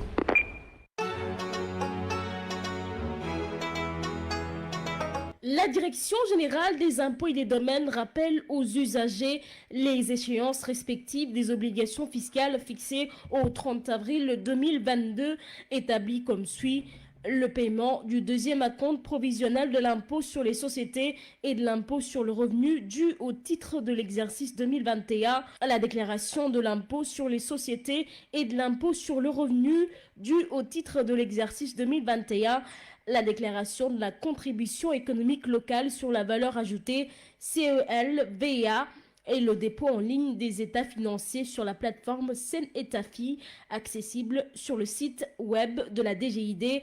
pour les contribuables relevant de la direction des grandes entreprises et de la direction des moyennes entreprises. Les services de la DGID restent mobilisés pour toutes les formalités nécessaires à l'accomplissement de vos obligations fiscales.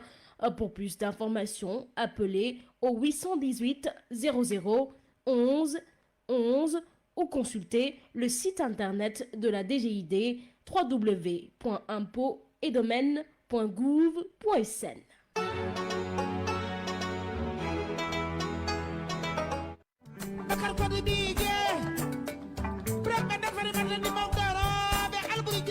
booy wër ndaanaan biir Sénégal joxoñal Adja Kiné Lam Adja Kiné Lam la réew mi joxoñ ci ndaanaan mbokk yi muy def 23e anniversaire u Adja Kiné Lam ak groupe Kaggu fan lay doon au Grand Théâtre National de Dakar le 7 mai ma ne ko Adja Kiné Lam lii ko ci sargal mu ne ma bii dañ koy delloo njukkal képp koo xam ni da nga di géwél yépp war a jug sol seen dàll ñuy sargal Alassane Mbaye le griot des VIP Alassane Mbaye nga xam ni moom la réew mi bëgg réew mi ñëpp ko sopp Alassane Mbaye ak yiw ak yaru lii la Adja Kiné Lam wax ñuy delloo njukkal Alassane Mbaye le griot des VIP réew mi yëpp solu ñoo fekk si Alassane Mbaye muy doon lu nar a rëy kooko tuddee mu ne son excellence monsieur Macky Sall président de la République du Sénégal madame Marième Sall première dame de la République du Sénégal ñu ne dañ ci sargal madame Kanté Ami Diawara Ami Ndiaye Alaska Mbalo Dabo Seattle madame Diop Ami Samaké madame Adji Diop maître Dior Diagne avocate à la cour maître Nafissatou Diop notaire maître Tamaro Seydi notaire maître Likaba notaire docteur Nafissatou Bathily Awa Balla mu Alaaji Jili Mbaye Marietou Mbaye mu Alaaji Jili Mbaye Adja Dieynaba Fall madame Ndeye Rokhaya Mbodj waalo waalo bu mag bi Adja Ndella Ngom bu Alaaji Papa Ngom Sedima madame Diak ne Anta Babacar Ngom Sedima madame Yacine Doucouré Oumou Idrissa Gueye Salabao madame Aïda Diong madame Adama Ndaw madame Ngom ne Adji Mbaye madame Ngom Diarignan madame Momi Kébé madame Gueye ne Momi Seck madame Lam